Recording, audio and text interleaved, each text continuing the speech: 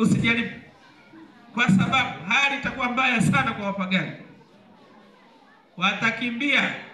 Lakini kama una hela, tunza hela, utanunua nyumba bei ndogo. Wewe tunzaga tu hela. Wapagani mwaka huu giza. Ila wewe ambaye umejua haya mapema, fanyaga maandalizi. Na wewe tusikute na wewe inafika msimu na wewe unatoa macho.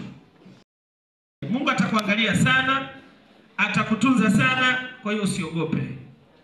Endelea kujiamini. Kama wewe ni wa familia wa Mungu, habari ya njaa sio shida sana kwako. Na hata kama njaa itaruhusiwa na Mungu, haitakusumbua, haitaua watoto wako wala nini. Ila itakuchangamsha. Kwa sababu kuna watu wao wanahitaji kuchangamshwa. Haya. Mungu ana mikono, anakutunza kwenye mikono yake, amekuchora kwenye mikono yake. Kwa hiyo usiogope. Kama amekuchora, wewe umechorwa. Endelea kumwamini huyu. Biblia inasema huyo ni uzima wa watu, ni nuru ya watu, ni uzima wa watu.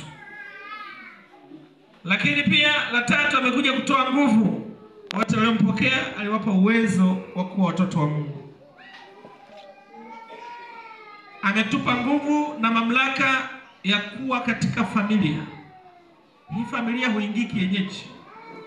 Ndio maana wanaoingia ni wenye nguvu.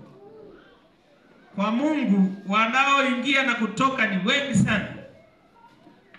Ngine umekuja leo ndo mara yako ya mwanzo na ya mwisho kuingia kanisani. Shike mwenzio pia pole kama ni wewe.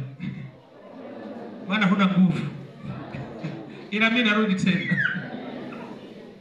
Kama huna nguvu huwezi kusali. Tuko pamoja? Alisimulia huyo mwingine anasali. Akaniambia mimi nasali. Sasa wewe unateseka na matatizo namna hii. Hujawahi sali? Anasema nasali na nimeokoka. Umeokoka? Unaombaga? Anasema nikitaka kuomba ni kitu linanikandamiza.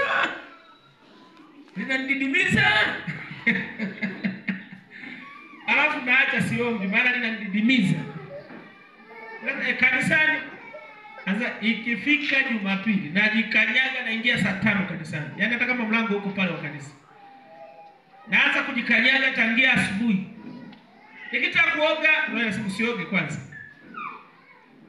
Nikitaka nianze safari, subiri kidogo. Nashangaa saa 5 ndio nafika kanisani.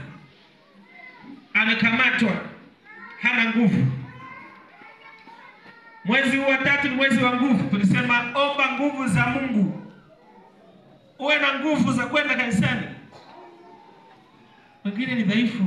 Akija Jumapili, tutaonana Jumapili. Yaani pamoja na semina kubwa inayoanza Jumanne mpaka Jumapili hata kuja. Hebu mshike mwanzo mwambie pole sana kama utakuja tu Jumapili. Ongeza nguvu ndugu.